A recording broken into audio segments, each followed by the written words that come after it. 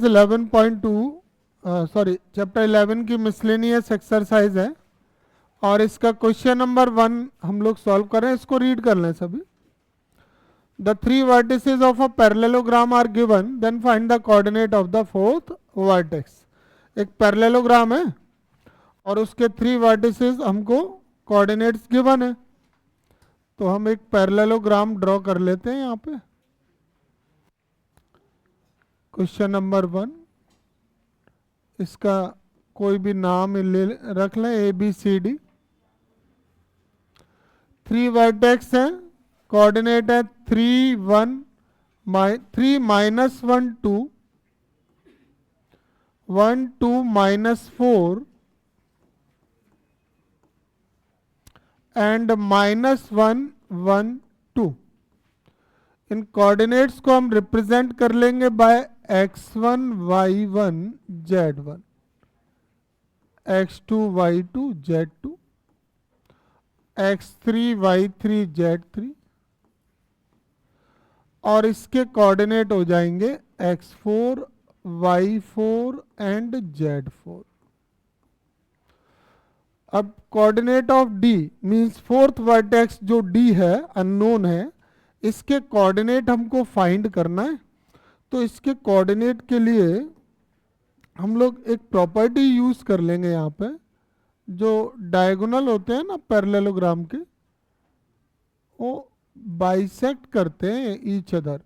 ये प्रॉपर्टी होती है पैरेललोग्राम की। Diagonals of a parallelogram bisect each other. अब इसका क्या मतलब होता है बाइसेक्ट ईच अदर का? बाइसेक्ट ईच अदर का मीनिंग ये है कि both intersect each other at mid point. ये जो पी पॉइंट मैंने यहाँ पे इंडिकेट किया है, ये AC डायगोनल का भी मिड पॉइंट है और ये BD डायगोनल का भी मिड पॉइंट है। P is the mid point of diagonal AC and diagonal BD। ये बात समझ पा रहे हैं? अगर भी कोई भी पैरेललोग्राम हो या रेक्टेंगल, स्क्वायर, रोम्बस, ये चारों के लिए प्रॉपर्टी होती है। अगर पैरेललोग्राम की जगह कोई और भी आ जाए ना, इन 4 फिगर में से स्क्वायर आ जाए, रेक्टेंगल आ जाए, रोम्बस आ जाए, तो उसमें भी 3 वर्टेक्स से फोर्थ वर्टेक्स ऐसे ही निकालोगे। और चारों की प्रॉपर्टी क्या है कि जो डायगोनल है वो कहाँ पर मीट करते हैं? मिड पॉइंट पर। तो ये P मिड पॉइंट हो गया AC का भी और BD का भी। ये प्रॉपर्टी यहीं से शुरुआत करेंगे। देखो ऐसे लिख लेंगे, since diagonals of a parallelogram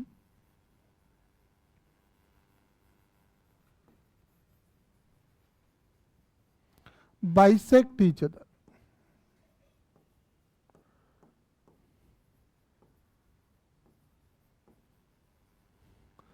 So P will be the midpoint of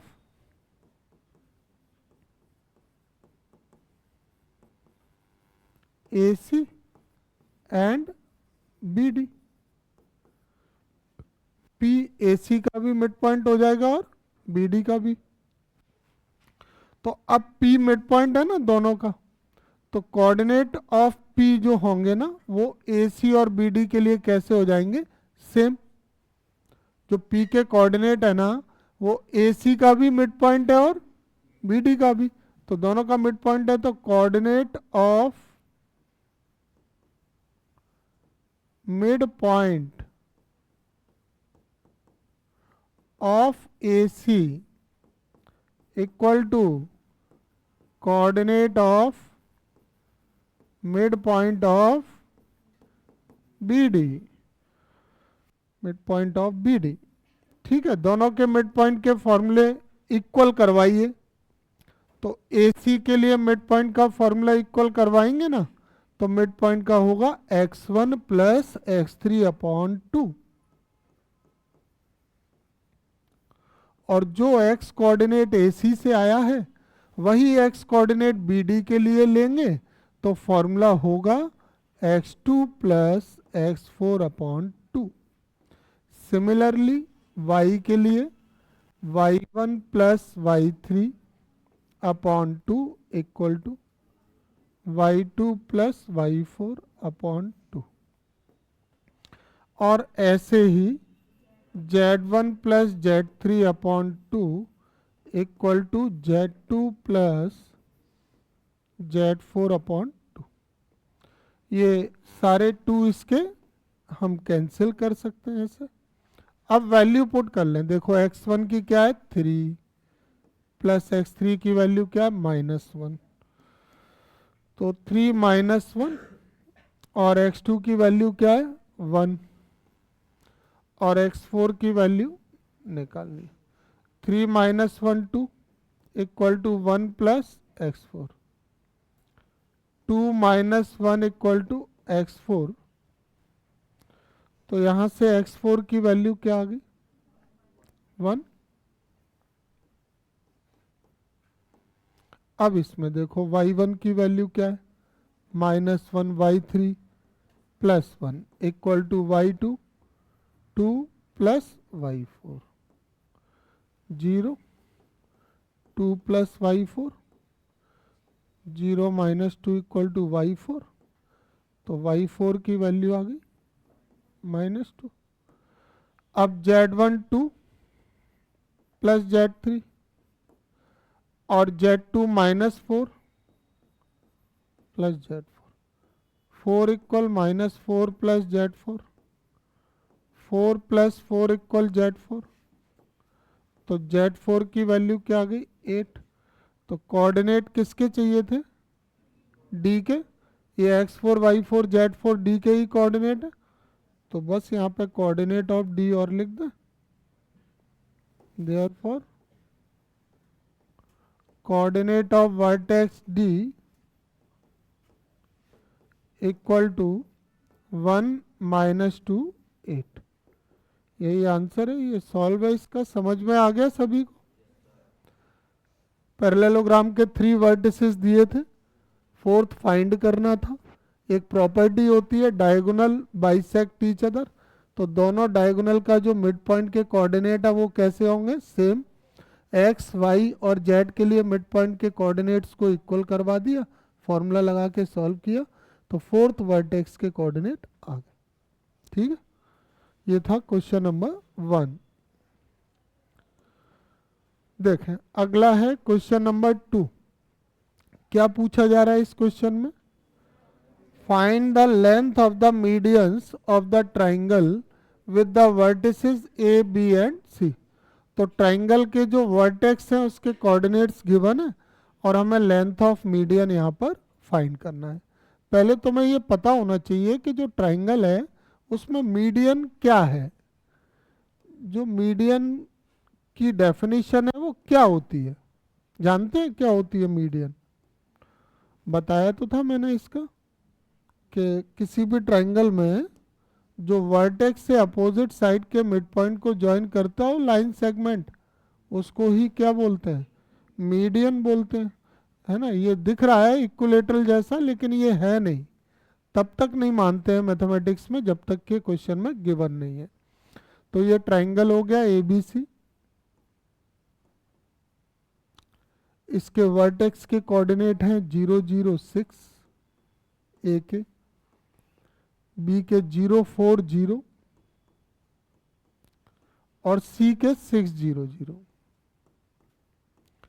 length of medians निकालना है, मींस ऑल 3 मीडियन की लेंथ चाहिए।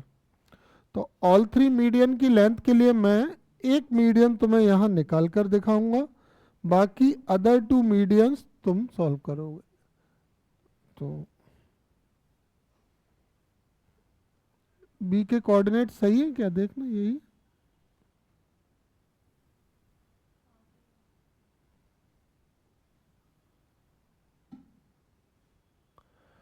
तो ये मैंने मीडियन ड्रॉ कर ली है, मीडियन है AD BE और CF। अभी मैंने क्या कहा, वर्टेक्स से अपोजिट साइड के मिड पॉइंट को जो ज्वाइन करता है उसको मीडियन बोलते हैं। D किसका मिड पॉइंट है, BC का है।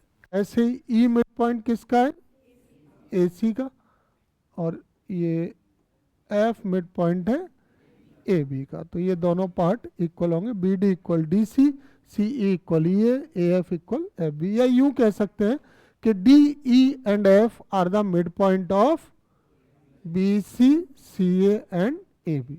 इस बात को यहाँ पे बता देते हैं पहले, और ये कोऑर्डिनेट भी रिप्रेजेंट कर लेते हैं, x1 y1 z1, x2 y2 z2, x3 y3 z।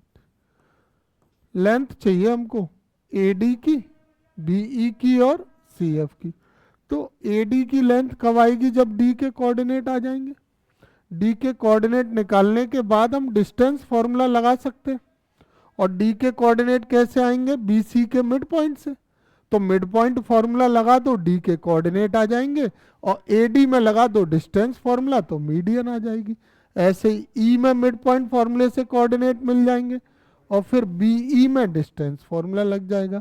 ऐसे ही F मिड पॉइंट किसका है? AB का, तो मिड पॉइंट फॉर्मूले से F के कोऑर्डिनेट आ जाएंगे, और CF में डिस्टेंस फॉर्मूला लगाओगे तो CF की लेंथ आ जाएगी। ठीक है, ये है मेथड। अब इसको ये बताना है हमको, लेट कर लिया हमने AD BE and CF are the medians of triangle ABC। और अगर ये मीडियन है then DE and F will be the midpoint of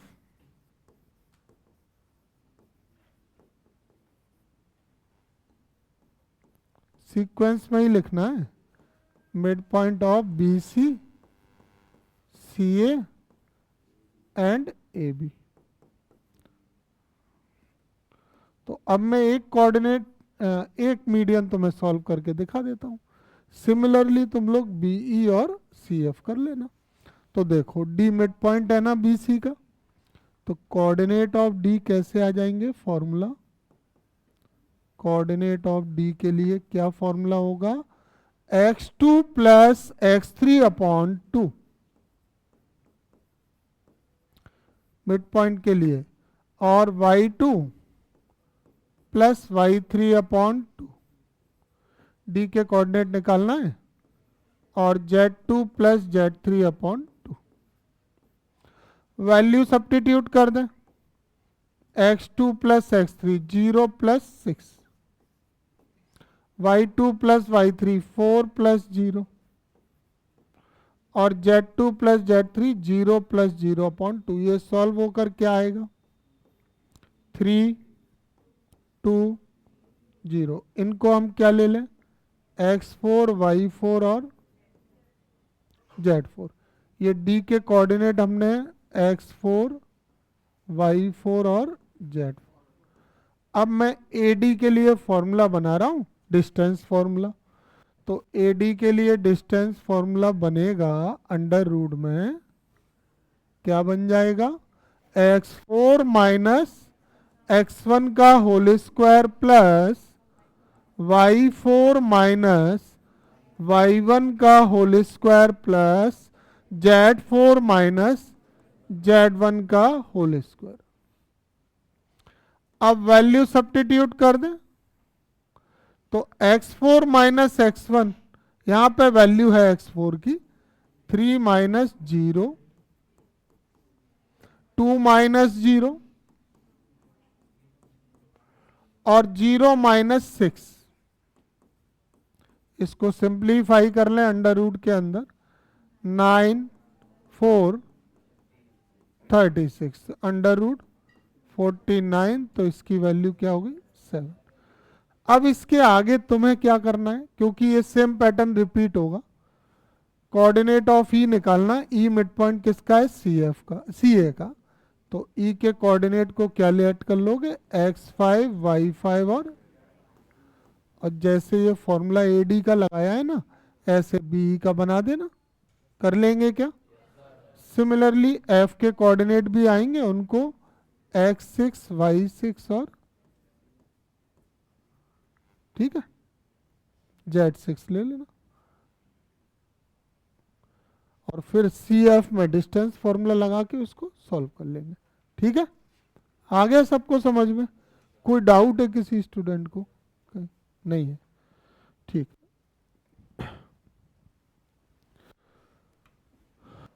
question number 3 है, if the origin is the centroid of the triangle PQR with the vertices P, Q and R given as coordinates, then find the values of A, B and C।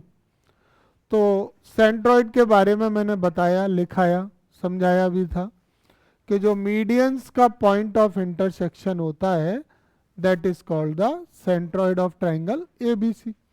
और centroid के coordinate का formula भी लिखाया था, बड़ा simple सा formula है, x equal to x1 plus x2 plus x3 upon 3, y equal to y1 plus y2 plus y3 upon 3 और z equal to z1 plus z2 plus z3 upon 3। इसके लिए एक डायग्राम बना देंगे, ट्राइंगल का नाम PQR रखना है इस बार। तो एक ट्राइंगल हमने ड्रॉ कर लिया, इसमें मीडियन भी ड्रॉ कर लेते हैं, क्योंकि मीडियन का जो पॉइंट ऑफ इंटरसेक्शन है वही क्या होगा, सेंट्रॉइड। ये परपेंडिकुलर नहीं होती है मीडियन, ध्यान रखना, एल्टीट्यूड होते हैं परपेंडिकुलर। वो तो ट्राइंगल इक्विलेटरल जैसा शेप है इसलिए वो दिख रहा है, लेकिन ये परपेंडिकुलर बिल्कुल नहीं है। तो ट्राइंगल है PQR और मीडियन हो गई PA। मीडियन का नाम की जरूरत तो नहीं है, लिखना है तो लिख लो PAQBRC।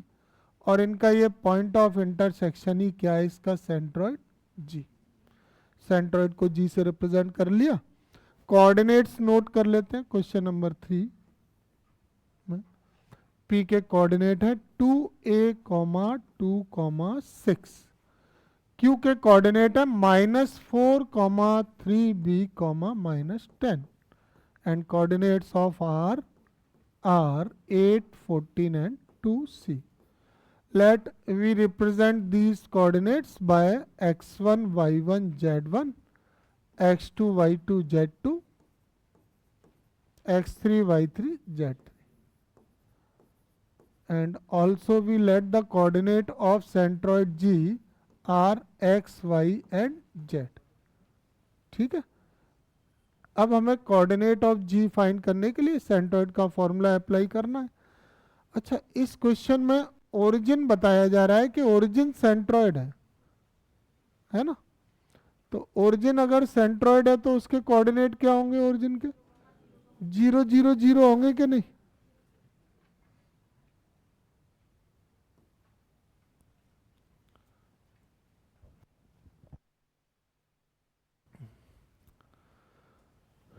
तो सेंट्रॉइड G के कोऑर्डिनेट हम सॉरी क्वेश्चन में दिए हुए हैं, गिवन है कोऑर्डिनेट, ओरिजिन है तो कोऑर्डिनेट क्या होंगे 0, 0, 0। और हम इनको रिप्रेजेंट किससे कर लेंगे, x, y और z से। ठीक है, और इस क्वेश्चन में वैल्यू किसकी फाइंड करनी है, ABC की। तो देखो, अगर सेंट्रॉइड के कोऑर्डिनेट निकालना होते तो सारी वैल्यू नोन वैल्यू होती। अभी सेंट्रॉइड दिया हुआ है और unknown quantity A, B and C की वैल्यू फाइंड करनी है। तो कैसे करेंगे, since G coordinate 0, 0, 0 is the centroid of triangle PQR, then क्या फॉर्मूला हो जाएगा, x equal to x1 plus x2 plus x3 upon 3, y equal to y1 plus y2 plus y3 upon 3,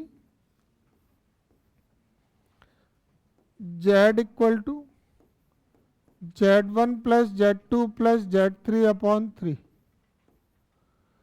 अब इसमें वैल्यू रखेंगे, x की value क्या है यहाँ पे कोऑर्डिनेट में G में 0, x1, x2, x3, 2a plus -4 plus 8 upon 3, ये 0 में गया 0, 8 minus 4 4 minus 4 upon 2 equal to A. A की वैल्यू क्या आ गई -2। वाई रख दिया 0, y1 y2 y3 2 plus 3b plus 14 upon 3, ये भी 0 में गया। 2 plus 14 16 minus 3b equal to 16, तो b की वैल्यू -16 अपॉन 3। z 0, z1 z2 z3 6 minus 10 plus 2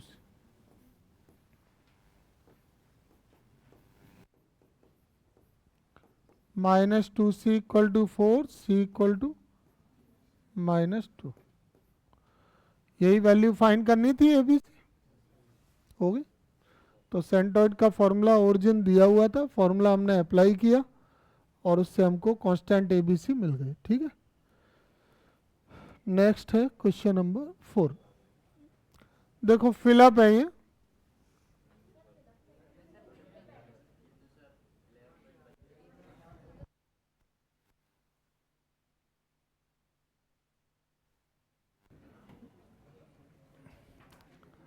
एक क्वेश्चन हमने अभी 11.2 में किया।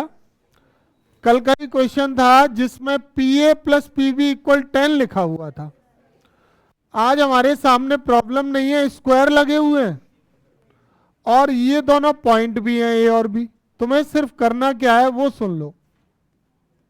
ये ए के कोऑर्डिनेट हो गए, बी के हो गए, और जो पी पॉइंट है, सेट ऑफ पॉइंट जिसकी इक्वेशन चाहिए, उसके हमने क्या ले लिए, एक्स वाई जेड।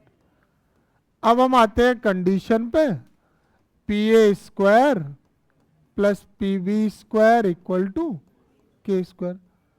फॉर्मूला बना लेना। सबसे बढ़िया बात है अंडर रूट नहीं लगाने पड़ेंगे, क्यों, स्क्वायर लगा हुआ है। अब पी ए का फॉर्मूला कैसे बनता है, x1 माइनस x3 है ना, तो 3 माइनस एक्स का whole square, y1 minus y3 और z1 माइनस z3। ऐसे ही सिमिलरली पीबी के लिए x2 minus x3, y2 minus y3 और z2 माइनस z।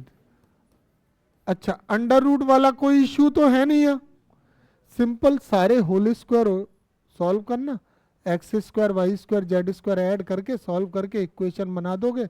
उसी को क्या कहेंगे, equation of the set of points. कर सकते हैं, कोई दिक्कत नहीं आएगी, तुम्हारा आंसर मैच करेगा, बढ़िया। ठीक है, तो इसको करके देख लें।